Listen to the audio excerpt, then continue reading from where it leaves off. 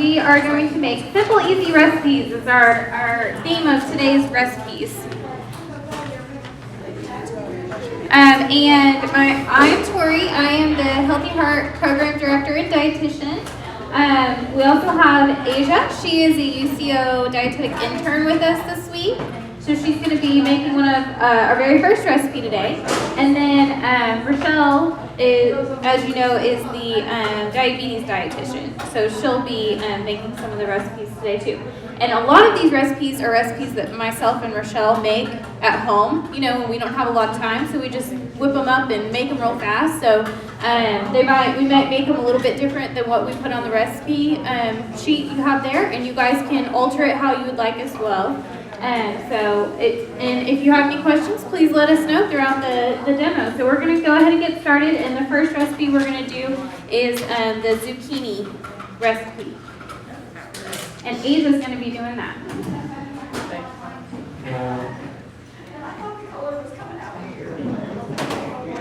Can you guys hear me? Yes. Okay. So what you're going to do is you're going to start out with a baking sheet, and you're going to want to grease it and set it aside. And then you're going to take zucchini, and you're going to cut the ends off, and then you're going to quarter it. And then lay it on your greased baking sheet. You're going to need some more olive oil, and you're just going to drizzle it over the top so that they get coated.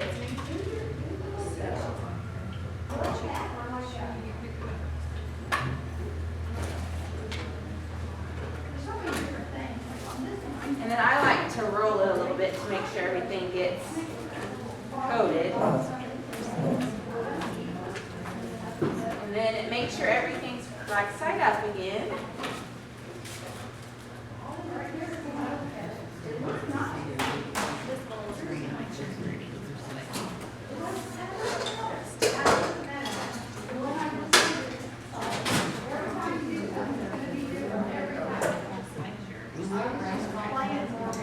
And then you're going to need a bowl. You're going to mix all your spices and your Parmesan cheese in one bowl and then coat everything at the end. So you'll need Parmesan cheese. You'll need about a half a cup of that. Yeah, whatever. Okay. And then you'll need some dried thyme. And you'll need a half of a teaspoon of that.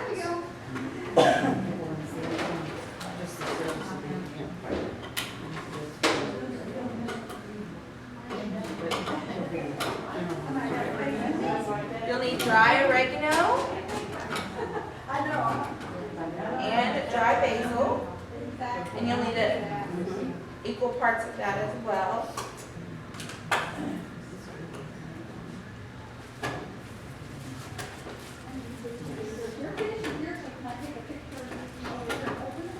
And then you just need about a fourth of a teaspoon of garlic powder.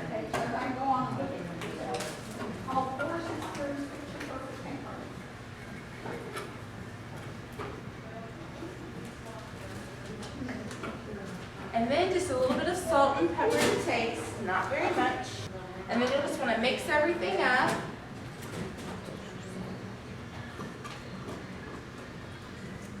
Get it all evenly dispersed in the bowl.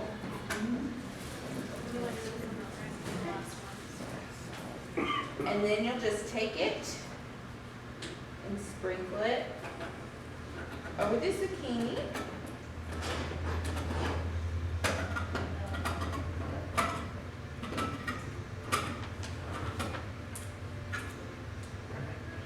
And then you'll just bake it on 350 for 15 to 20 minutes. How easy was that? Easy. Does anybody plant zucchini in their garden? I do. So this would be a good recipe to have once that's in season, you're ready to harvest it. You could do this on the grill too, outside. Yeah, that would be really good. Get that nice You grill. could put oil underneath it. I like to pump little boats and do it on the grill that way too. The same with our fish roast if you were going to do it a little bit. Okay, so next we're going to do the 3 ingredient cookies. I think it's on the back side of your recipe card. Now these cookies are really easy to make. I like to make them whenever I have, it's underneath that board. Here, it's there. Whenever your bananas are starting to turn ripe and you can make like banana bread type ripeness of them, this is another recipe that you can use your ripe bananas for. So you, all the ingredients are, the 3 ingredients is a cup of oatmeal, and then 2 overripe bananas, and then whatever other kind of recipe you want to, or other ingredient you want to put. You can put chocolate chips, you can put nuts, you can put dried fruit, anything like that. We have some we have some dark chocolate chips that we're going to put in ours. So they're going to be kind of like a chocolate chip recipe. This would be good for diabetics, wouldn't it, all right? Yes, I mean, it's still gonna, like you can see on the nutrition label that's down there below it, it's still gonna contain carbohydrates because of the natural sugars in the bananas and the oats, but it's gonna be a lot less than a regular cookie. So it's gonna be a better alternative to like a normal cookie or something like that. And it's always good to have your carbohydrates coming from a whole grain as oatmeal or from a fruit, because it's the natural sugars in the fruit that's going to have a lot more fiber in both the fruit and the whole grains than it would in, say, like a piece of white bread or something like that. So we're just going to mash these up, get all your frustration out by mashing up all these bananas. This is a nifty little Sara Lee masher I got, and it has the spatulas on the side, so you can scrape the bowl as you're mashing. It's pretty neat. I found it at Kmart. Kmart. I'm gonna mash those up, and these are super fast too to make.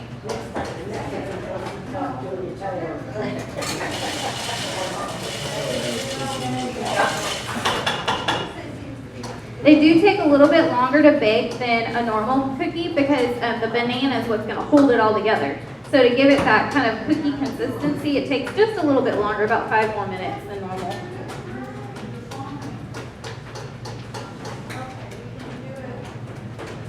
Have you guys ever made cookies like this before? No. They're my favorite. I love them.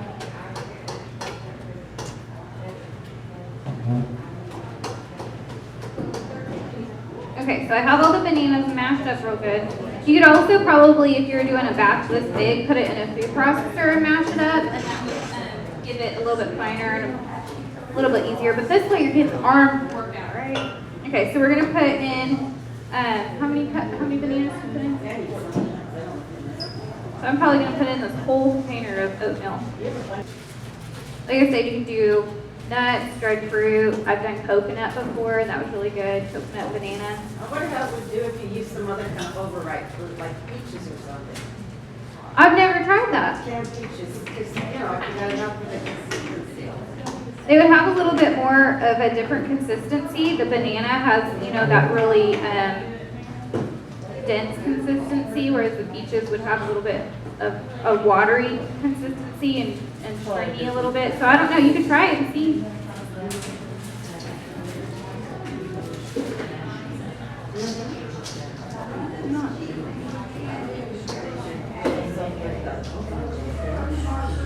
Okay, so now we're just going to scoop these onto a ungreased baking dish, put them in the oven for about 15 minutes, and they'll be ready. And I'm going to be using a ice cream scoop, a small ice cream scoop to scoop it, and then whenever you can push it out and it'll come out of the spoon really easy. So have you guys used that before? It's a neat little trick, and everything's going to be about the same size. So I'm going to let Rochelle start on the next one while I'm scooping these out. I'm doing fish. How many of you guys avoid making fish because you think it's too hard? Yeah? I get that a lot of times. People are like, oh, I don't want to do fish. That sounds too hard. Well, fish is really way easier than I feel like most meats are. It doesn't take long to cook. You don't have to get it up to as high of an internal temperature and all of that. So at the grocery store, usually in the frozen section, they usually sell bags of fish, and they'll sell a different variety. They'll sell tilapia and salmon and cod and all kinds of stuff, and they have inside they have individual packages. You know what I'm talking about with just like one flag? Okay, that's what I bought. So we have tilapia. I put a little bit of olive oil in the bottom of the pan, and I have the tilapia fillets. I soaked them in some water for not very long, and they thawed like that. So that's what this is. Any fish will thaw really fast, and it's really easy to cook. Okay, perfect. Thank you. That was me. Okay, so I've already put a little olive oil on the bottom. I'm going to put just a tiny bit more on top. Not much more. It doesn't take much. Some fish are naturally fatty, like salmon's really naturally fatty. Have you guys ever cooked salmon and seen all the white stuff that comes out of it? That's all the fat. That's all the good fats. They're called omega-3 fatty acids. If you can eat fish twice a week, it's good for your heart health. It'll help get your good cholesterol up and your bad cholesterol down. So I'm drizzling just a little bit of more olive oil on it. And olive oil is good for your cholesterol as well. So it says to spoon or put some garlic on top of each. So I'm going to put just a little bit of garlic on top of each.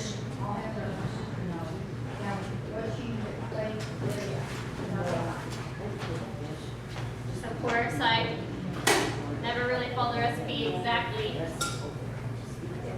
We bought already crushed garlic, but you can mince it yourself. It's really easy. We've had this jar of garlic for a very long time.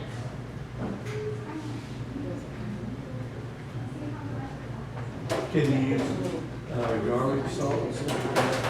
If you want to use garlic salt, I prefer you use garlic powder, so you don't have the sodium in it. But yeah, definitely you can use garlic powder. Really, you can season fish however you want to. I like it with lemon or lime juice. My husband loves to put lemon seasoning on it. Fish you can get really creative with, and it doesn't always have to taste the same. My favorite ingredients on fish is just a little bit of fresh lemon juice or out of the bottle, some basil, and a little bit of salt and pepper, and that's it. I feel like the simpler the better, especially with tilapia because it's such a light fish. It's really good, especially if you have fresh herbs in your herb garden. Those are great. And you can get really creative with them. In your seasoning cabinets or that herb rack you have, get creative with it. Now it says to top it with onions. I've already chopped some onions, so I'm just going to sprinkle them on top. My favorite side dish with fish is asparagus. I like to grill asparagus with it. So at home, you don't, like in the summertime especially, you don't always have to bake fish. You can put it on the grill. Like I was saying, you can put it in foil. You don't want to necessarily put fish straight on the grill because it'll fall apart. But you can put it in what I call little foil boats. Alright, so I have the onions on top. And the last thing it wants us to season it with is cayenne pepper. I'm not going to put too much. The fish is super easy to cook. If you want more cayenne pepper afterwards, you can add it yourself. My husband does it all the time. Everything I cook. Alright, so I'm going to put this in the oven. It says for 30 minutes. I bet it doesn't even take that long. So. Okay, so next we're going to do the whole grain pizzas. You can use can you hand me the bag of the muffin stuff?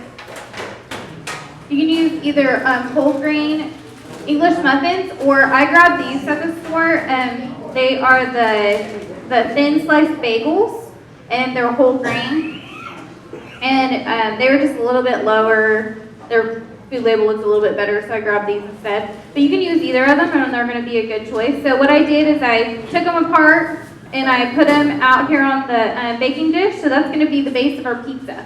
These are really fun. I used to do these when I was little at slumber parties. It would be so fun because I would just take them apart, and then you get to put whatever toppings you want on the pizza, throw it in the oven for a little bit, and they're done. And each person gets a little pizza. So we have tomato sauce that we're going to put down. That's going to be our pizza sauce. And then you can put whatever toppings you want, whatever you have left over in your fridge. You can use, leftover chicken from another meal. You can use whatever kind of leftover vegetables you have, whatever you'd like. So is that like a spaghetti sauce kind of? Yes, yes. They do have pizza sauce. They're on that same aisle as the spaghetti sauce, but this is actually pasta sauce, spaghetti sauce. And like if you had spaghetti one night and you just have some leftover spaghetti, you could use that for this as well. These are really good for breakfast too, these little whole grain bagels.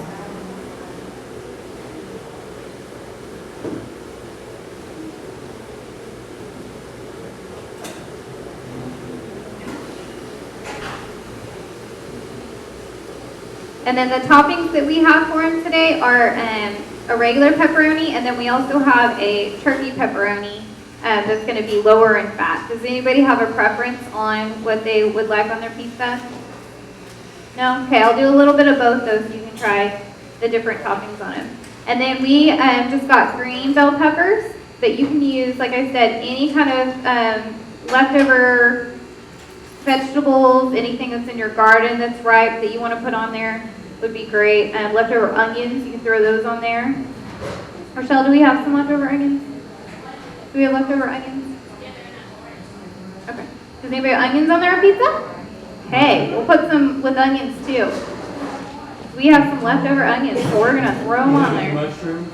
Mushrooms, we don't have any mushrooms, but that would be great to put on there.